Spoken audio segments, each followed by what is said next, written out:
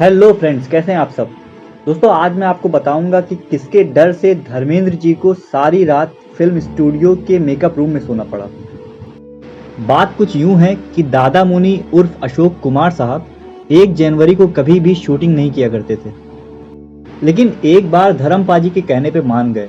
मगर उन्होंने धर्म जी से कहा, देख, मैं तेरे लिए ही कल शूटिंग कर रहा हूँ, इसलिए आज रात की न्यू ईयर पार्टी में दारू वारू मत पी लेना, कहीं ऐसा ना हो कि कल सेट पे टाइम से ना आ सको।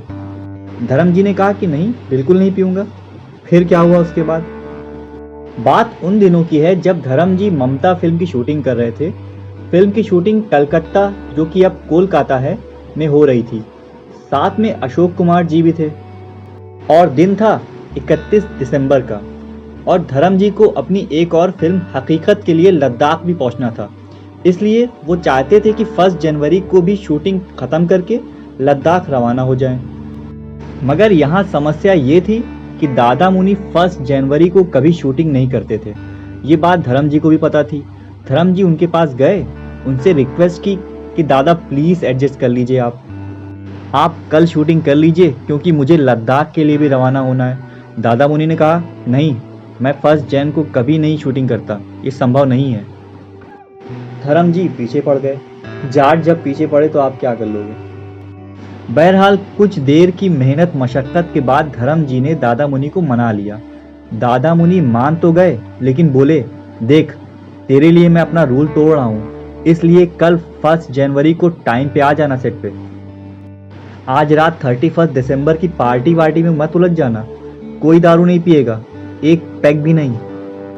धर्म जी ने कहा, दादा, मैं बिल्कुल कोई पार्टी वार्टी नहीं करूंगा, बस सीधे जाकर होटल में सो जाऊंगा और कल करेक्ट टाइम के ऊपर सेट पे पहुंच जाऊंगा।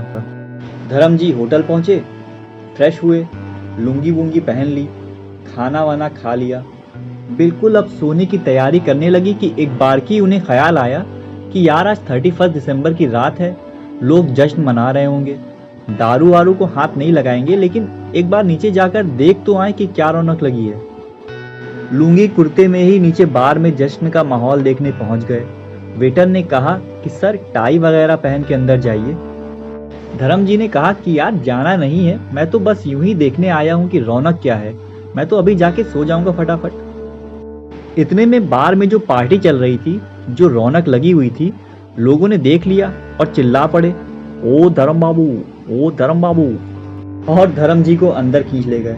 किसी ने वही लुंगी कुर्ते के ऊपर ही अपने गले से टाई उतार कर उन्हें पहना दी, किसी ने उसी कुर्ते के ऊपर कोट पहना दिया और धर्म जी को जबरदस्ती पिलाना शुरू कर दिया। कभी कोई एक गिलास देता तो कभी दूसरा।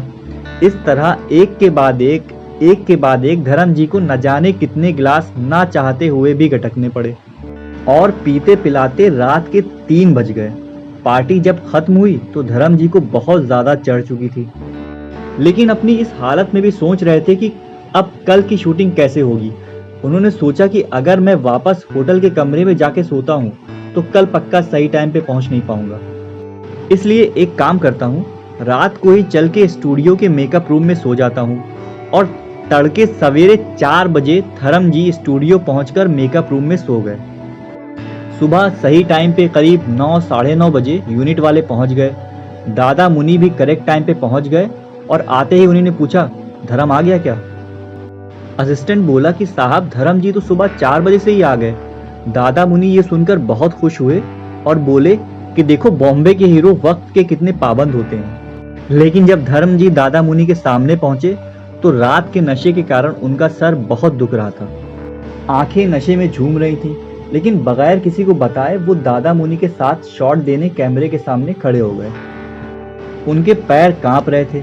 ऐसी हालत में वो लड़खड़ाते हुए सीधे दादा मुनि की गोद में गिर पड़े और उनसे हाथ जोड़कर बोला, दादा, आज मुझसे नहीं हो रहा है। दादा मुनि बोले, यार, मैंने तुझसे तो कल ही कहा था कि रात को शराब मत पीना, लेकिन तू माना नहीं।